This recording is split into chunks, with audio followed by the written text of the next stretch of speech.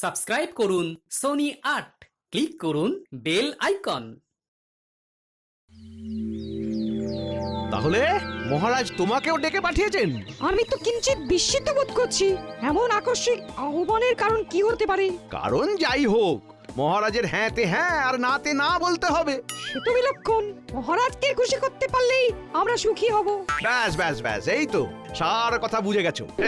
চলো পণ্ডিত, তাড়াতাড়ি পা চালাও দেখি।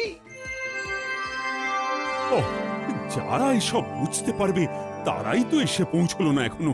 কে জানে আর কতক্ষণ অপেক্ষা করতে হবে। এই তো আমরা এসে গেছি মহারাজ। আমাদের এখানে কি করতে হবে সেটা বলুন। শোনো, আমি স্বপ্ন দেখেছি যে খুব তাড়াতাড়ি আমি রাজাধিরাজ উপাধি পাবো। তাই মন্ত্রী আর পণ্ডিত তোমাদের নিয়ে একসাথে বসে আমি আমার স্থাবর অস্থাবর সম্পত্তির পরিমাণ কত সেটা ভালো করে জেনে নিতে চাইছি। সে তো জানতেই হবে মহারাজ, আপনি রাজাধিরাজ হবেন বলে কথা। আপনার সম্পত্তির বহর শুনেই তো অন্য রাজাদের ঘুম উড়ে যাবে। তাই চটপট সব দেখে একটা পরিমাপ করো দেখি। কিন্তু এই বিষয়ে তড়িঘড়ি করা কি সমীচীন হবে মহারাজ? জটিল হিসাব যে সময় সাপেক্ষ। হ্যাঁ, সময় লাগবে বলছো? না না, হিসাব তো সব করাই আছে, শুধু একটু চোখ বুলিয়ে নিলেই হবে।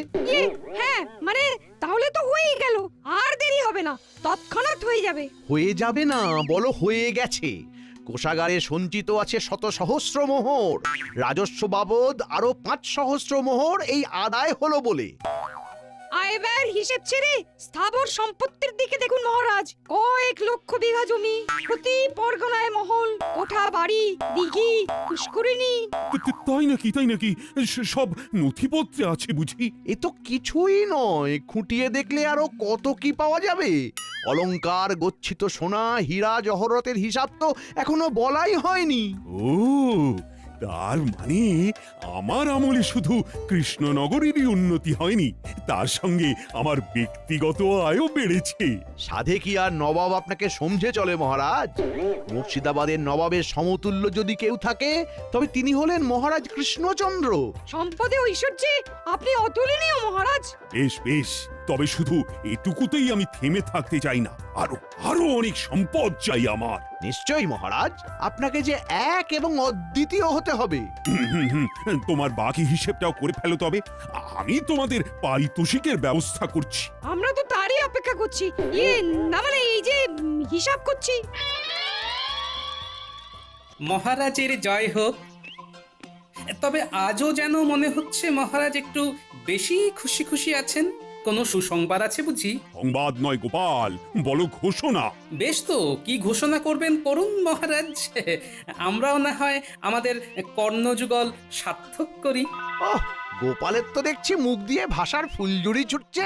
পণ্ডিতের টোলে নাম লিখিয়েছে বুঝি? সে যাই হোক, তবে একবার মহারাজের ঘোষণা শুনলেই সব ছোটাছুটি বন্ধ হয়ে যাবে।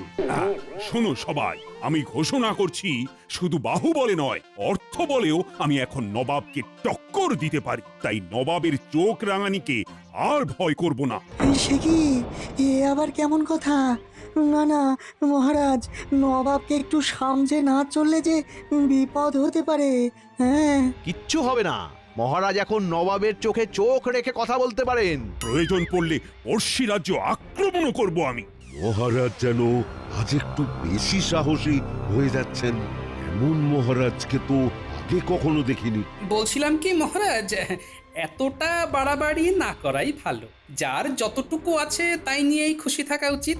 মহারাজ যা ভালো বুঝেছেন তাই স্থির করেছেন, তোমাকে আর ওই বেশি জ্ঞান দিতে হবে না।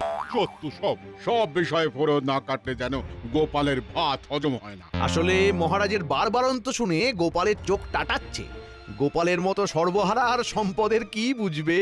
আমিও তাই ভাবছি গোপাল, তুমি বরং নিজের চরকায় তেল দাও। আমার ব্যাপারে তোমাকে আর নাক গলাতে হবে না। যেমন বলবেন মহারাজ।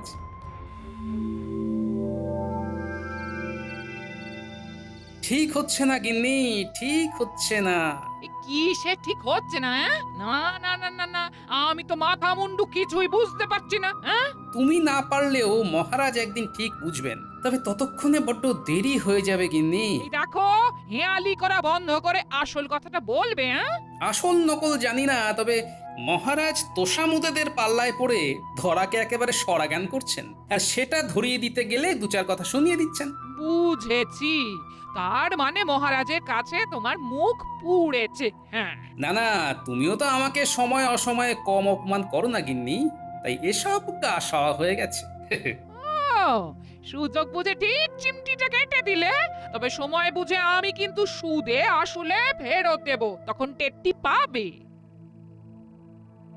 আমি তো ভাবছি মহারাজের কথা, কবে যে মহারাজ নিজের ভুল বুঝতে পারবেন। ব্যাপার কি মন্ত্রী, মনে হচ্ছে তুমি কিছু বলবে বলবে করছো, কিন্তু বলতে পারছো না। হ্যাঁ মানে মানে মহারাজ, বলছিলাম কি যে নবাবকেও ছাড়িয়ে যেতে গেলে আপনার জীবনযাত্রার মান আরো উন্নত করলে ভালো হয়। তবে কি মহারাজ নিতান্তই ওই সাদা মাটা জীবনযাপন করেন? মহারাজ যেমন আছেন তেমনই তো ভালো আছেন, অযথা অন্যরকম কিছু করার কি প্রয়োজন? প্রয়োজন আছে বই কি, নবাবকে দেখিয়ে দিতে হবে যে মহারাজও কিছু কম যান না, তাই দামি আতর, সুগন্ধি, অলংকার সব লাগবে, আর সেখান থেকেই আমাকে সুবিধা মতো সরাতে হবে।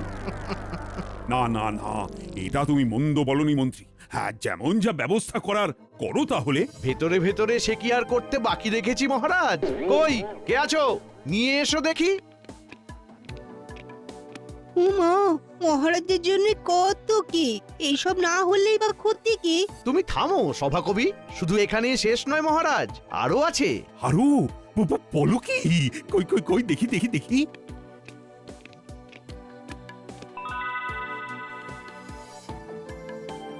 শুধু আপনার জন্য মহারাজ। না না, মন্ত্রী মশাইয়ের কাজে কোনো ত্রুটি নেই, সব ব্যবস্থা কেমন গুছিয়ে করেছেন। হ্যাঁ, সে কি আর এমনি এমনি করেছি, এই তালে যা হাতানোর তাও হাতিয়ে নিয়েছি।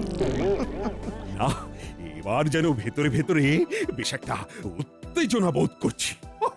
মনটা একেবারে চনমন চনমন করছে। তোমরা কি দেখছো মহারাজ দিনকে দিন কেমন যেন পাল্টে যাচ্ছেন, কেমন যেন অন্যরকম। এই মহারাজ আমাদের অচেনা।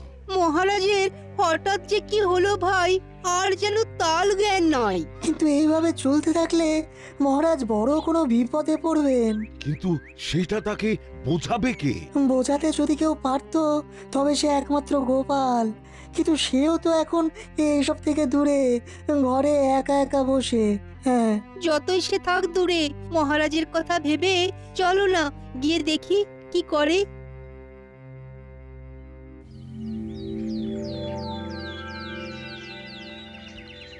ও গোপাল দাদু, তোমার কি হয়েছে বলো তো? সারাদিন কেমন যেন মন খারাপ করে ঘরে বসে থাকো আজকাল। এটা কিন্তু গুলটে ঠিক বলেছে না, আমাদের তুমি গল্প বলো আর না মজা করো। তোদের এরকম মনে হচ্ছে বুঝি? তা তোরা আমার মুখ দেখেই মনের কথা বুঝে গেলি? হ্যাঁ, আমরা সব বুঝতে পারি, সেই জন্যই তো বলছি মন খারাপ করে বসে না থেকে আমাদের পড়াও দেখি। হ্যাঁ হ্যাঁ, গোপাল দাদু পড়ালে আমাদের খুব তাড়াতাড়ি পড়া মুখস্থ হয়ে যায়। হবে না কেন, গোপাল দাদু তো বুদ্ধির রাজা, তাই বুদ্ধি করেই আমাদেরও বুদ্ধি বাড়িয়ে দেয়। বটে, তোরাও দেখছি ভালোই তোল্লাই দিতে শিখে গেছিস।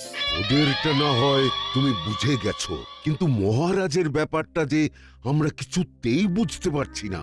সত্যি কি করেছে কি হয়ে গেল? যদি কিছু পারো তবে তুমি কিছু করো, না হলে তো শুধু মহারাজে নয়, এই বুঝি গোটা কৃষ্ণনগরেরই ক্ষতি হয়। বেশ বেশ, দেখছি তবে কি করে কি করা যায়।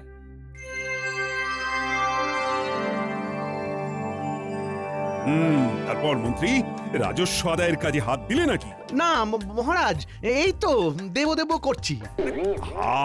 দেব দেব না করে দিয়ে ফেলো, আর ফেলে রেখো না। ঠিকই তো মহারাজ, কাজ ফেলে রাখলে পরে যে মাথায় বাজ পড়বে। ব্যাস, কথা নেই বার্তা নেই, আবার চলে এলো ফোড়ন কাটতে। এই যে গোপাল, নিজের মতো করে আসছো, নিজের মতো করে যাচ্ছো, এটা কিন্তু ভালো হচ্ছে না। সে যাই হোক, এখন কি চাই সেটা বল। চাইতেই তো এসেছে মহারাজ, না হলে কি আর এমনি এমনি আসে? তবে যত যাই দিন মহারাজ, কোনো কিছু দিয়ে এই গোপালের দারিদ্রতা ঘুচবে না। গোপাল থাকে তো ওই খড়ের চালের ঘরে, আর পরে ওই একটা ধুতি আর একটা ফতুয়া। ওর আবার কি চাই মহারাজ? বিলক্ষণ, এর থেকে বেশি দিলে ওর সহ্য হবে না। তবে মহারাজ, আপনি যে এখন দিন দরিদ্রের দান ধ্যান করা বন্ধ করে দিয়েছেন, সে কথা কি গোপালের কানে গেছে? শোনো গোপাল, এই খাম্বাজ রাজা, বর্ধমানের রাজা, উৎকলের রাজারা বিভিন্ন সাহায্য চাইছে। আমি কিন্তু তাতে কর্ণপাত করছি না।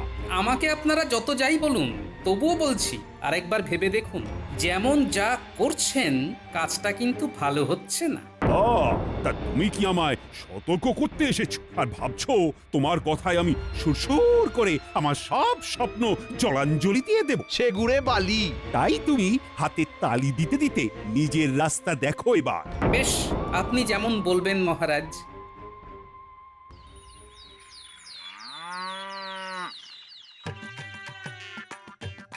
এখানেই তো রেখেছিলাম, কোথায় যে গেল, কোথায় গেল? ঘরে ঢোকা থেকে কি সব ঘাটাঘাটি করতে শুরু করলে বলো তো? আর মোহরের থলিটা তো এখানেই কোথাও ছিল। দেখো তো গিন্নি, এদিক ওদিক কোথাও নজরে পড়ে কিনা। এমন বলছো যেন মোহরের থলি নিয়ে আমি লোপালোপি করি। তুমি কি কোনোদিন আমায় হাত খরচের জন্য কিছু দিয়েছো যে আমার কাছে থাকবে? কিন্তু কিছু না কিছু তো থাকতেই হবে। তবে যেটুকু যা আছে তাই দিয়েই কাজ হবে। আরো মোহর লাগবে, আরো আরো আরো। নির্ঘাত তোমার মাথার গন্ডগোল হচ্ছে। ওই মোহর মোহর করেই তোমার মাথা খারাপ হয়ে গেছে। হ্যাঁ, মাথা খারাপ আমার নয়, মাথা খারাপ তো হয়েছে মহারাজের, আর ওটাই আমাকে ঠিক করতে হবে। সে তুমি যাই বলো, আমি যা বোঝার বুঝে গেছি।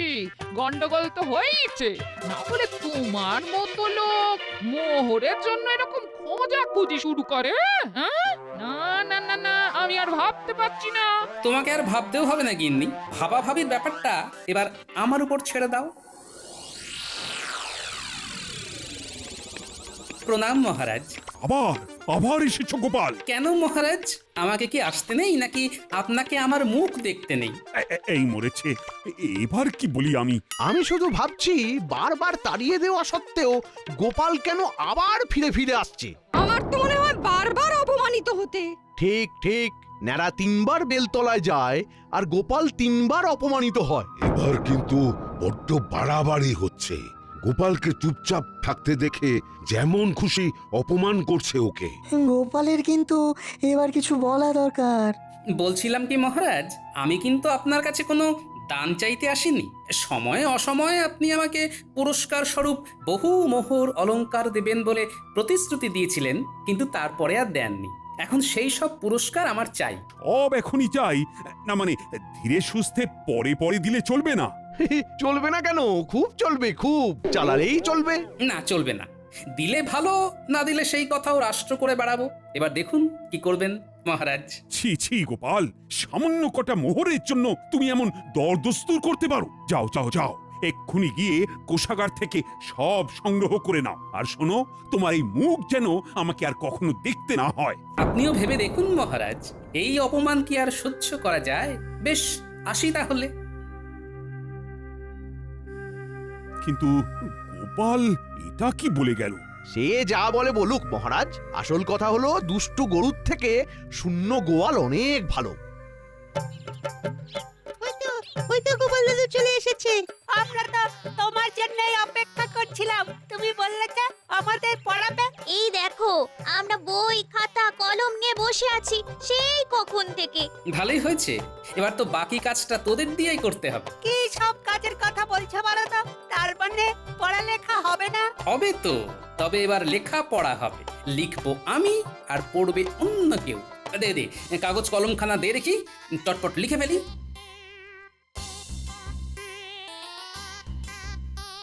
নে, এবার এই চিঠিখানা রাজবৈদ্যর হাতে তুলে দে গিয়ে, যা। আর শোন, একটা কথা তোদের কানে কানে বলি। কি বলছো কি গোপাল দাদু? দাদু যা বলছে ভেবে চিন্তে বলছে নিশ্চয়ই। চল, আমরা দাদুর কথা মতো কাজ করি।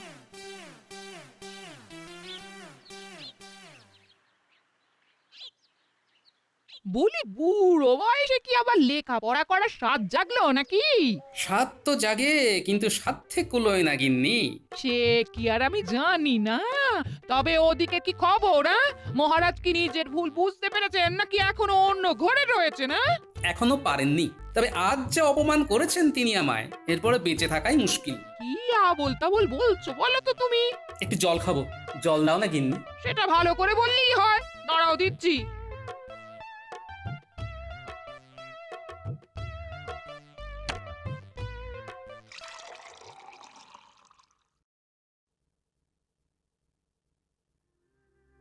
ও মা গো, কি হলো গো? ও গো, কে কোথায় আছো গো? মানুষটা তো এক্ষুনি বসেছিল, তারপরে না না না, আমি বরং বৈদ্যকে ডেকে আনি গিয়ে।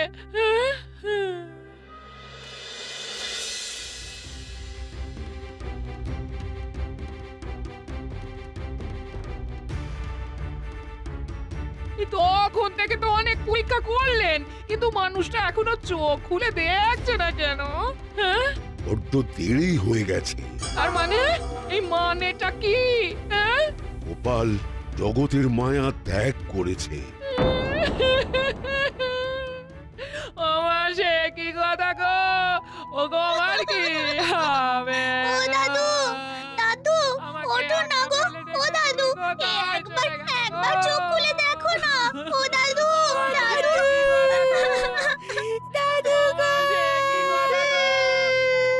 এই যে তোমরা যাও, একটা কাজ করো, মহারাজকে গিয়ে এই খবরটা দিয়ে এসো এক্ষুনি। বাকি ব্যবস্থা আমি করছি না হয় ততক্ষণ। আজ সকাল থেকে মনটা যেন কেমন আনচান আনচান করছে। কেন মহারাজ, আপনি কি কোনো ব্যাপারে চিন্তিত? চিন্তা না, মানে হ্যাঁ হ্যাঁ, মানে চিন্তা তো একটা। আর চিন্তা করে কি হবে মহারাজ? যা হওয়ার তা তো হয়ে গেছে। গোপাল দাদু আর নেই মহারাজ। দাদু আমাদের ছেড়ে চলে গেছে। একবার শেষ দেখা দেখে আসবেন। হ্যাঁ, কি শুনলাম আমি? গোপাল আর নেই? এমনটা তো একটুও ভাবতে পারিনি। আজ এ কি দুর্যোগ নেমে এলো এখানে? গোপাল আর নেই, এমনও শুনতে হবে। আমার তো মনে হচ্ছে মহারাজের কাছে অপমানের জ্বালা সহ্য করতে না পেরেই গোপাল হৃদরোগে আক্রান্ত হয়েছে। না না না, ব্যাপারটা ভালো হলো না। চলো চলো, সবাই মিলে গোপালের বাড়ি যাই। হ্যাঁ হ্যাঁ হ্যাঁ, তাই চলুন মহারাজ। গোপাল আমাদের এতদিনের সাথী, গোপালের শেষ যাত্রায় আমরাই কাঁধ দেব না হয়।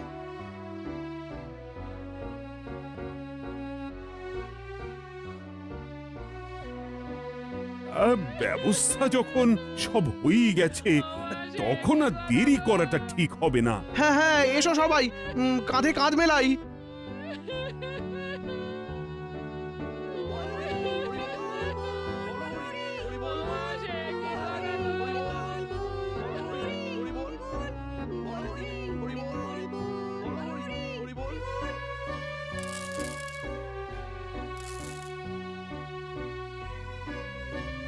ও, এই দৃশ্য কিনা শেষে আমাকে দেখতে হলো, কিন্তু তবু আমার খুব জানতে ইচ্ছে করছে, বাচ্চারা থলি ভর্তি মোহর অলংকার সব ছড়াতে ছড়াতে যাচ্ছে কেন? আর গোপালের হাত দুটোই বা খাট থেকে বেরিয়ে দুদিকে ঝুলছে কেন? মহারাজ, আর একটা ব্যাপার কি আপনি লক্ষ্য করেছেন? কি বলতো? গোপালের দেহ কারা কাঁধে করে নিয়ে যাচ্ছে? হ্যাঁ হ্যাঁ, হয়তো মন্ত্রী, সেনাপতি, জ্যোতিষী আর পণ্ডিত। আসলে গোপালের এই শেষ যাত্রা আমাদের কিছু শিক্ষা দিয়ে যাচ্ছে মহারাজ। এই যে দেখুন, যারা গোপালকে সহ্য করতে পারত না, এখন তাদেরই কাঁধে গোপাল যাচ্ছে। তার মানে শেষ পর্যন্ত কেউই কারোর শত্রু থাকে না, সবাই মান অভিমান ভুলে কাঁধে কাঁধ মিলিয়ে পার করে দেয়। তাই তো, এই দৃশ্য তো সেই কথাই বলছে। আর ওই যে মোহর আর অলংকার ছড়িয়ে যাচ্ছে, সেটাও বুঝিয়ে দেয় যে এই অর্থ সমৃদ্ধি সবই ফেলে একসময় চলে যেতে হবে। কি ভীষণ সত্যি। দুটো খালি হাতও বুঝিয়ে দিচ্ছে খালি হাতেই আমরা সংসারে এসেছিলাম আর খালি হাতেই আমাদের যেতে হবে। এই চরম সত্যিটা আমি আগে বুঝিনি। গোপাল, গোপাল, তুমি মরে গিয়ে আমাকে চরম শিক্ষা দিয়ে গেলে। ভগবান, কিন্তু এখন শিক্ষা পেলেও গোপাল তো আর ফিরবে না। কে বলেছে গোপাল ফিরবে না? মহারাজ চাইলে গোপাল ফিরেও আসতে পারে আর রাজসভাতেও যেতে পারে। তার মানে গোপাল, তুমি মারা যাওনি? দেখো দেখো, গোপাল মরেনি।